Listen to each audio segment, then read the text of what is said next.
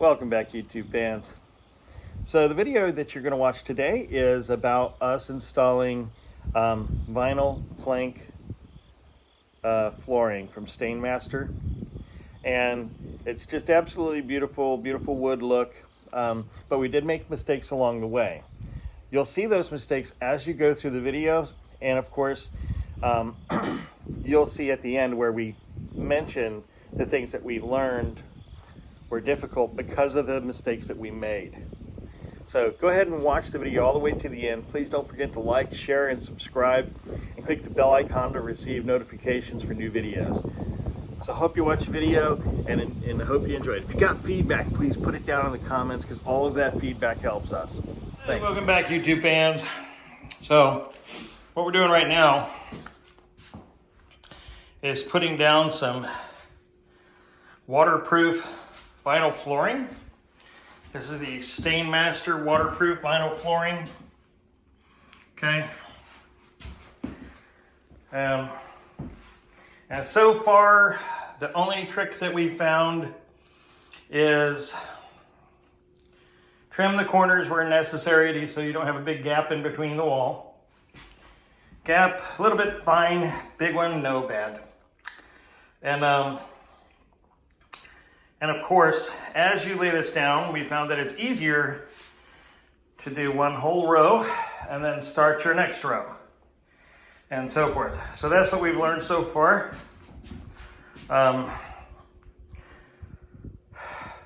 a bit of a learning experience. We'll capture some of this in a time lapse and add it to the video, and we'll come back at the end.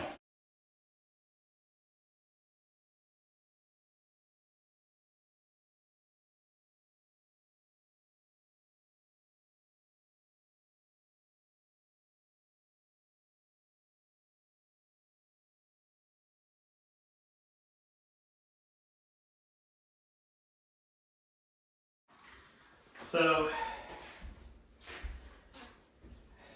if anybody wants to know, again, how you actually work with this stuff, in order to break it, it's kind of like drywall. Put a straight edge up against it, score it a few times and snap it. Some videos in there, but I think they're already time-lapsed. And so what I want to do is kind of show how the actual installation of this is, because it's not the easiest thing. It's going to take a lot of effort. Which piece can I use to put it down here? Or maybe I should move it there. So these are notched. So when you look at this, this has a notching a certain way so that you snap things in place. Now, first and foremost, gonna want to get you some knee pads. You're gonna be burning your knees out.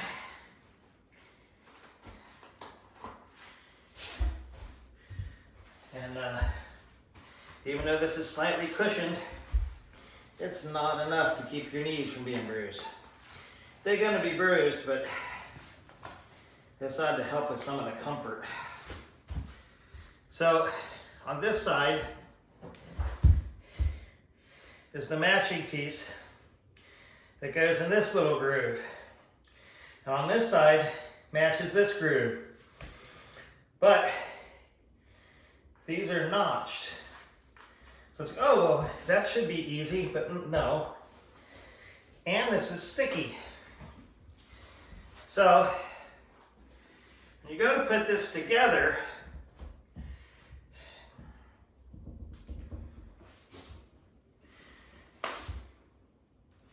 you gotta get it just right.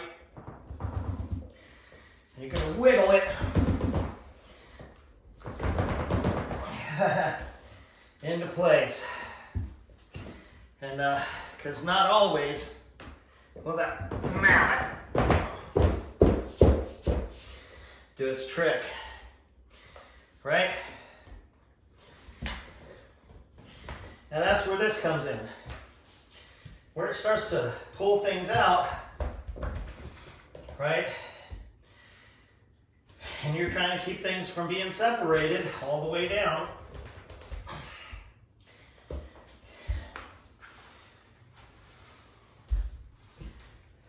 Like what just happened on this end.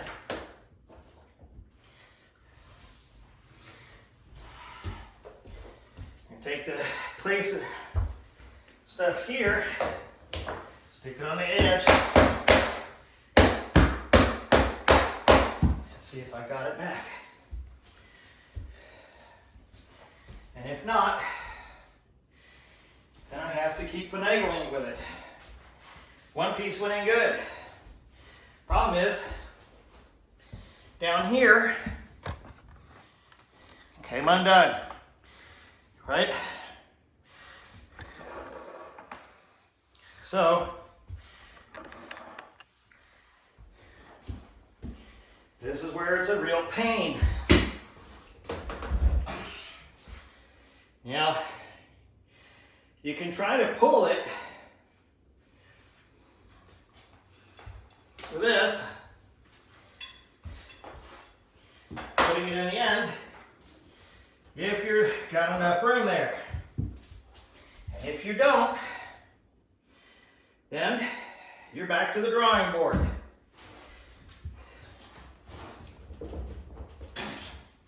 I'm trying to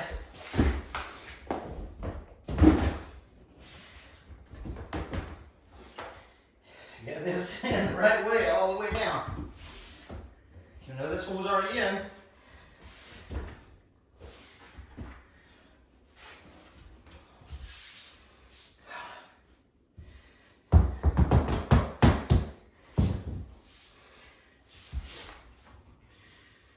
And where you got a little bit of a gap, you think you can adjust it, this edge goes on the top part, not the gray part, unless you want to damage it.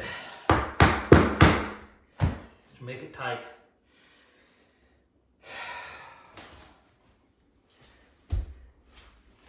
So don't think that this is going to be an easy thing for you by default. Ah! Bugger! That was my finger.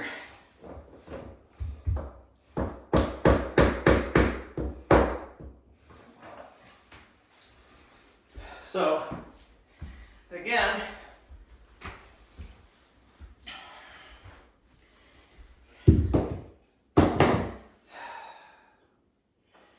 took me a little bit, but that's how you're going to get that into place.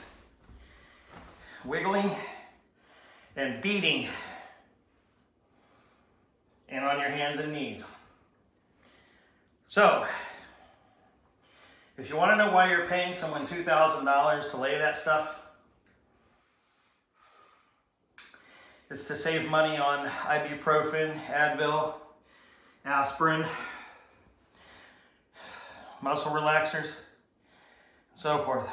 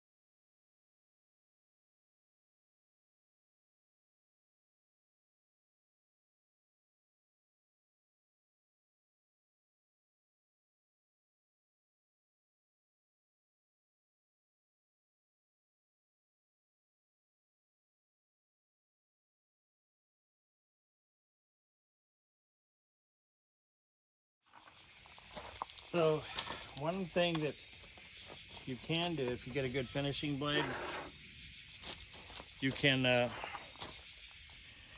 align, you can mark the place on your vinyl flooring where you need to cut. Now you can measure it, which is best. You set your depth as this.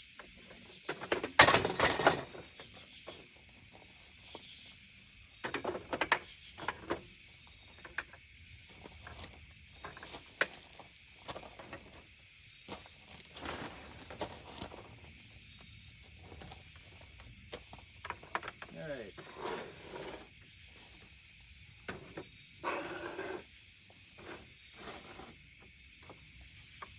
So this is a DeWalt table saw that we picked up to do a lot of this stuff with. In fact, it's been the primary source of what we've been used for cutting. Now the guy at Lowe's said, "Oh no, you don't want to use a table saw for anything." He didn't know I took wood shop. But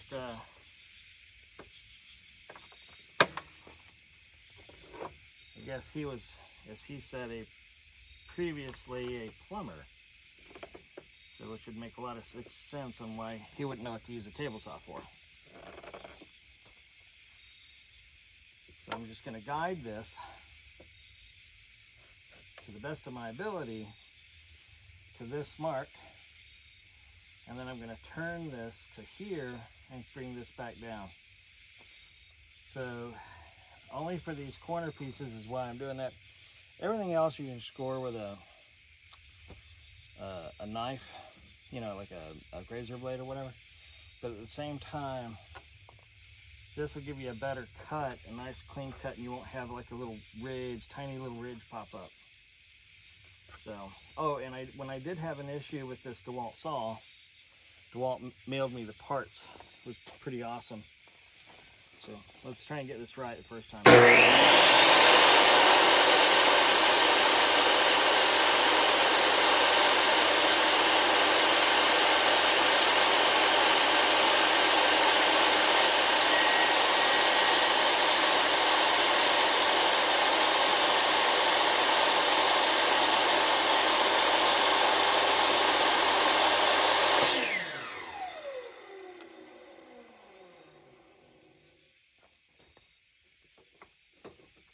Look at that, nice clean cut.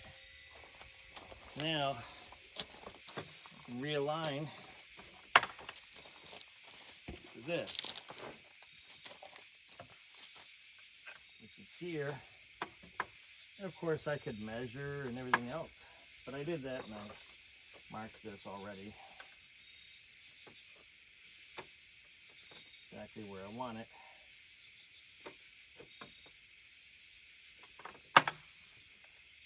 So now, I just get in there. That's on the inside track. Maybe I want to give myself a little bit more room. And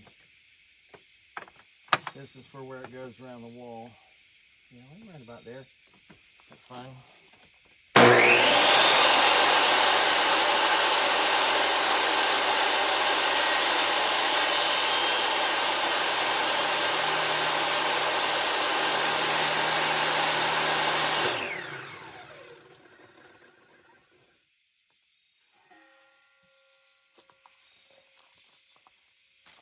Yeah, and this is that Stainmaster stuff. It's like a plastic vinyl flooring. So when they say that it's waterproof, they're really talking about if you drop some water on it, it's not going to damage it like the other stuff. So I can erase this with just a pencil eraser. I'm going to go check because I know I'm going to have to cut this top part off, but I'll just score that with a razor and pop it. And if I think I can't get it, then I'll come back out and I'll cut that with the saw. However, I got a couple more cuts to make. And these cuts are going to be on a different piece of wood, but they're going to be this way. So give me just 1 second. So this next cut is 8.5 inches. And since I've realigned these bolts, I can can get it exactly where I want it.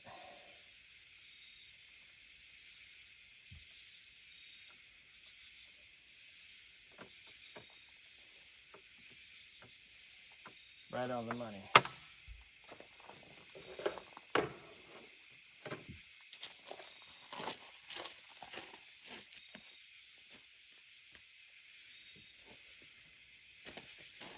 And the part that I'm going to cut off is this part here, right? So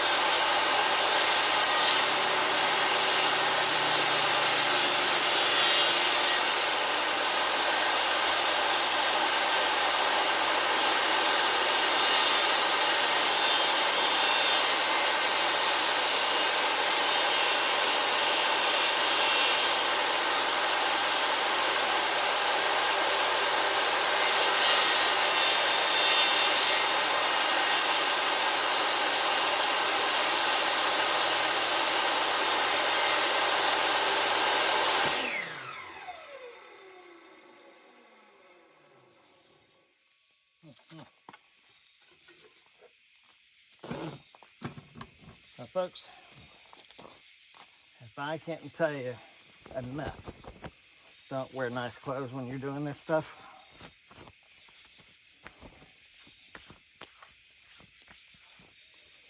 And wear safety goggles.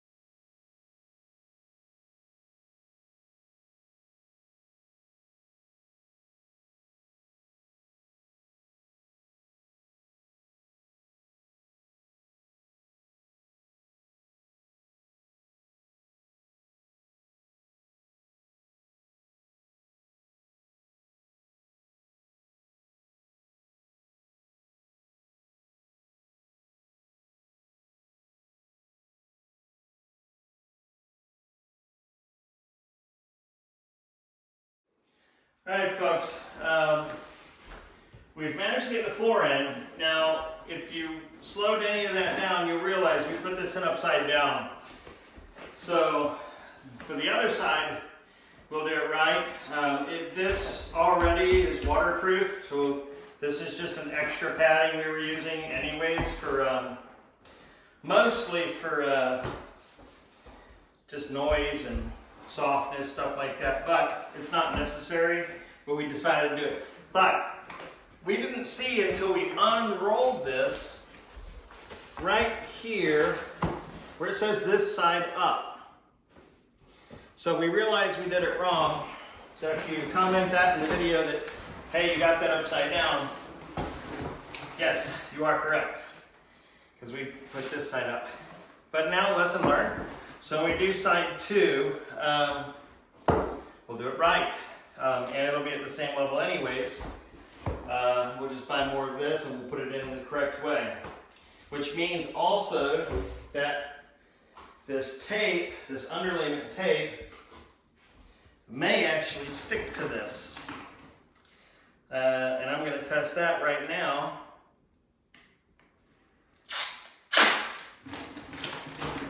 Nope, it doesn't. I guess this, actually it does. I mean, it sticks better, yeah. It sure sticks better than trying to stick it to this. So, keep that in mind. This was used for a different version of that, but we wanted a way to hold it down. So, lessons learned. Around the edges and around this side here, we had to cut it about 1/8 of an inch short so that we could move that panel enough to wiggle it into place. Because when you get it in here, using that tool to hammer it in and stuff, it didn't work as much as just wiggling it really, really quickly. It kind of jiggled it into place pretty good. And over here, I'm going to grab this board so you can see it. This is going to be the baseboard.